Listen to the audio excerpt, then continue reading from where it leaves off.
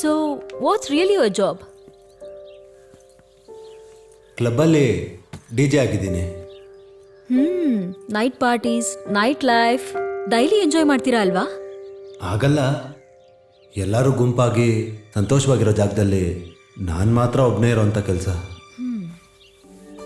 ಒಬ್ರೇ ಇರೋದು ಕಷ್ಟನೇ. ಒಬ್ರೇ ಇರ್ತೀರಾ ಅಂತ ಹುಡುಗಿನ ಕರ್ಕೊಂಬರಲ್ಲ ಅಲ್ವಾ? ಚೇಚೆ, ಹುಡುಗಿರ ವಿಷಯದಲ್ಲಿ ನನಗೆ ಅಂತ ಒಂದು ಮಾರಲ್ ಲೈನ್ ಇದೆ.